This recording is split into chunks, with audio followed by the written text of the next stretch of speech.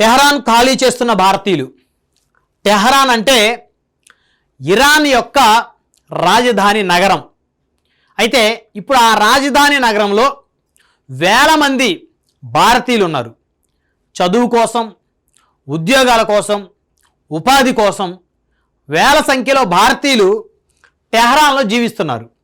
So అలాంటి భారతీయులందరినీ తిరిగి వెనక్కి రావాలి అని చెప్పేసి భారత ప్రభుత్వం కోరుతుంది.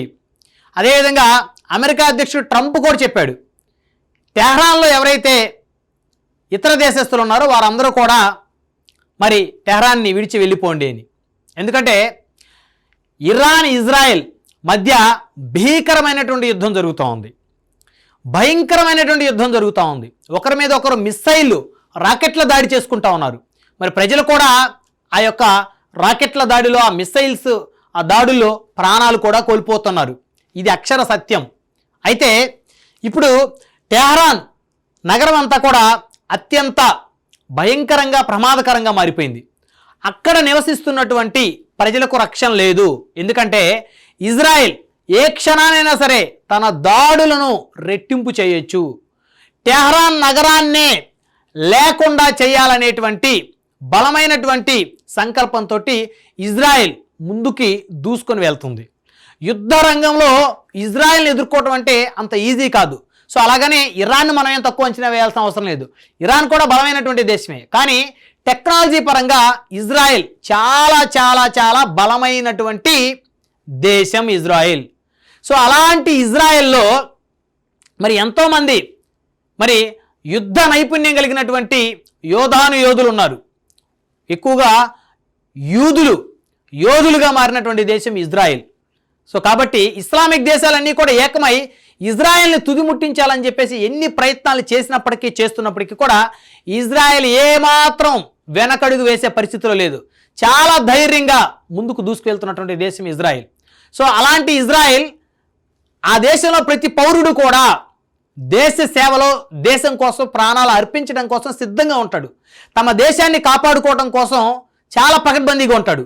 అదేవిధంగా ఇజ్రాయెల్కి ఎవరైతే టూరిస్టులుగా, ఇతర దేశస్తులు ఎక్కువగా భారతీయులు ఇజ్రాయెల్కి టూరిస్టులుగా వెళ్తుంటారు, ఆ క్రమంలో మరి భారతీయులను కూడా చాలా వరకు మరి ప్రొటెక్ట్ చేస్తుంది ఇజ్రాయెల్. సో కాబట్టి ఇప్పుడు ఇజ్రాయెల్ టార్గెట్ మొత్తం కూడా ఇరాన్ రాజధాని టెహరాన్ మీద ఉంది.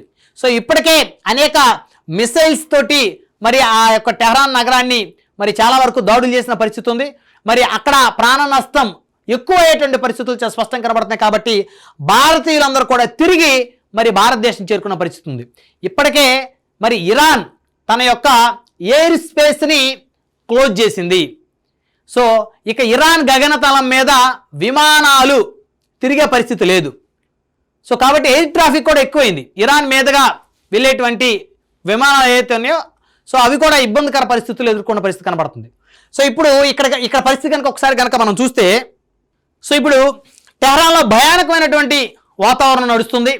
గత 24 గంటల నుంచి రోడ్లపై కిలోమీటర్ల మేరకు ట్రాఫిక్ జామ్ అయింది. ఎందుకంటే ఎయిర్పోర్ట్లు క్లోజ్ చేశారు.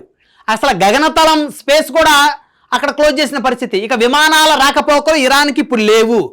కేవలం అక్కడి నుంచి మరి భారతదేశం రావాలంటే బహుశా వాళ్ళు ఆఫ్ఘనిస్తాన్ మరి అక్కడ కారులో లేకపోతే వెహికల్స్ ఏ ఒకటి వాటి ద్వారా ఆఫ్ఘనిస్తాన్ నుంచి అక్కడి నుంచి రావాల్సిన పరిస్థితి. మరి ఇతర దేశస్తుల పరిస్థితి, వాళ్ళ పరిస్థితి కూడా అదే విధంగా ఉంది. ఇంకా చెప్పాలంటే షిప్పుల్లో కూడా రావాల్సిన పరిస్థితి భవిష్యత్తులో ఏర్పడిద్దేమో.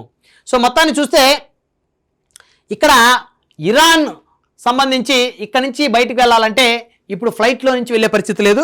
సో ఇక్కడ రోడ్ల మీద ట్రాఫిక్ కూడా విపరీతంగా పెరిగిపోయింది. అక్కడ చాలా కఠినమైనటువంటి ఆంక్షలు ఉన్నాయి. ఇరాన్ రాజధానిలో ఇంధనం కొరత ఏర్పడింది. ఏటీఎంలపై కూడా ఆంక్షలు విధించారు అక్కడ ప్రభుత్వం. అదేవిధంగా ప్రాణ భయంతో అక్కడ ప్రజలు పరుగులు పెడతా ఉన్నారు. కాస్పియన్ సముద్రం వైపు వెళ్ళే రోడ్లపై కిలోమీటర్ల మేర ట్రాఫిక్ జామ్ అయింది. ఎందుకంటే ఏ క్షణానైనా ఇజ్రాయెల్ తన మిస్సైల్ తోటి ఇరాన్ని మొత్తాన్ని కూడా నాశనం చేయొచ్చు. ప్రత్యేకించి టెహరాన్ మీద పూర్తిగా వారైతే దృష్టి పెట్టారు. అయితే ఈ నేపథ్యంలో ప్రజలు కూడా భయాందోళనకు గురవుతున్నారు. ఇజ్రాయెల్ మరిన్ని వైమానిక దాడులకి పాల్పడవచ్చు అన్నటువంటి భయంతో వేలాది మంది ప్రజలు మరి అక్కడ ఉన్నటువంటి నగరాలను వీడి వారికి ఎక్కడైతే మరి సేఫ్ ప్లేస్ ఉంటుందో, సురక్షితమైన ప్రాంతాలు ఉంటాయో అక్కడికి వెళ్ళాలి. ముందు నగరాలను వీడుతున్నారు, టెహరాన్ లాంటి నగరాలను వీడుతూ ఉన్నారు, సురక్షితమైన ప్రాంతాలకు వెళ్తున్నారు. అసలు అవకాశం ఉన్నంత వరకు ఆ దేశం విడిచి వెళ్ళేటువంటి ఆలోచనలు అయితే ఎక్కువ సంఖ్యలో విదేశీయులు ఎవరైతే ఇతర దేశాల నుంచి ఉన్నారో వారందరూ కూడా పెద్ద ఎత్తున ప్రయత్నాలు కూడా చేస్తున్నారు. అదేవిధంగా నగరం వైపు నుంచి మరి ఉత్తరం వైపు కాస్పియన్ సముద్రం తీరానికి వెళ్ళే రహదారులన్నీ కూడా వాహనాలతోటి భారీగా ట్రాఫిక్ జామ్ అయిపోయింది. అక్కడంతా కూడా కిక్కిరిసిపోయిన పరిస్థితి ఏర్పడింది. అదేవిధంగా టెహరాన్లోని మరి సైనిక మౌలిక సదుపాయాలే లక్ష్యంగా మరి తమ దాడులు కొనసాగుతాయని ఆల్రెడీ ఇప్పటికే మరి ఇజ్రాయెల్కి సంబంధించినటువంటి సైనికాధికారులు స్పష్టం చేశారు. ఏవైతే టెహరాన్కి సంబంధించినటువంటి టెహరాన్లో ఉన్నటువంటి సైనిక మౌలిక సదుపాయాలు అంటే సైనికులకు సంబంధించిన మౌలిక సదుపాయాలు వాటిని టార్గెటెడ్గా లక్ష్యంగా చేసుకుని తమ దాడులు కొనసాగుతాయని వారు ఎప్పుడైతే ప్రకటన చేశారో ఇజ్రాయెల్, సో అప్పటి నుంచి కూడా టెహరాన్ నుంచి జనాలు పరుగులు పెట్టేస్తా ఉన్నారు. అక్కడి నుంచి వెళ్ళిపోవాలని చెప్పేసి రోడ్ల మీద ట్రాఫిక్ విపరీతంగా జామ్ అయిపోయింది. అక్కడ ఇంధనం కొరత బాగా ఏర్పడింది. ఎందుకంటే ఒక్క వాహనం కూడా ఖాళీ లేదు. అన్ని వాహనాల నుంచి ప్రజలు అక్కడి నుంచి నగరాన్ని ఖాళీ చేసే పరిస్థితిలో ఉన్నారు. ఒక్క భారతీయులే కాదు, ఇతర దేశస్తులే కాదు, ఆ టెహరాన్లో ఉన్నటువంటి ఇరాన్ కంట్రీకి చెందినటువంటి ప్రజలు కూడా ముందు ఆ నగరం నుంచి బయటపడాలి. ఎందుకంటే ఇక్కడ ఉన్నటువంటి సైనిక మౌలిక వసతులు సదుపాయాల మీద ఇజ్రాయెల్ దాడి చేసి మొత్తాన్ని ధ్వంసం చేయడానికి రెడీ చేసింది. కాబట్టి ఆ నగరం మొత్తం కూడా ఖాళీ అవుతున్న పరిస్థితి అయితే స్పష్టంగా కనపడుతోంది. అదేవిధంగా ఏటీఎం నుంచి నగదు విత్డ్రాపై కూడా కొన్ని పరిమితులు విధించారు. ఎందుకంటే మరి ప్రజలు పెద్ద ఎత్తున అక్కడి నుంచి వెళ్ళిపోయే పరిస్థితి. మరి అవకాశం ఉన్నంత వరకు మరి ఏటీఎం ద్వారా డబ్బులు డ్రా చేసుకొని అక్కడి నుంచి డబ్బులు తీసేసుకుంటారు. మరి ఒక వ్యక్తి ఎక్కువ డబ్బులు తీసుకుంటే మరి అందరికి రాదు కాబట్టి వారికి కొన్ని ఆంక్షలు కూడా విధించారు. డబ్బులు తీసుకున్న పరిస్థితి లేదు, కొంత లిమిట్ కూడా పెట్టిన పరిస్థితి ఉంది.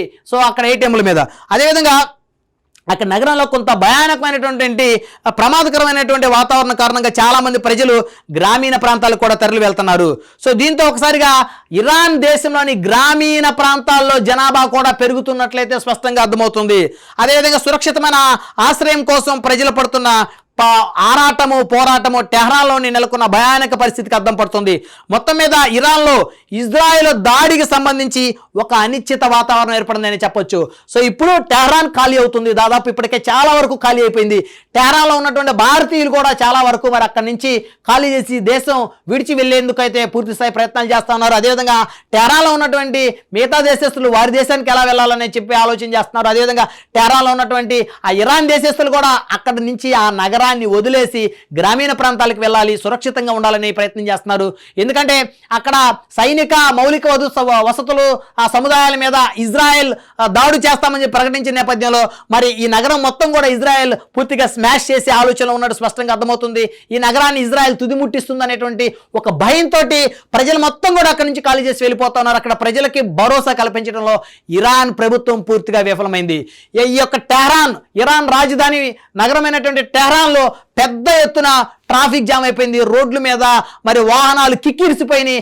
ఇంధనం కొరత ఏర్పడింది. ఏటీఎంలో డబ్బులు డ్రా చేసుకోవాలంటే అక్కడ పరిస్థితి లేదు, కాస్త లిమిటేషన్ విధించారు. సో ప్రజలందరూ కూడా నగరాల్లో నుంచి గ్రామాల్లోకి పోతున్నటువంటి పరిస్థితులు అయితే నెలకొన్నాయి.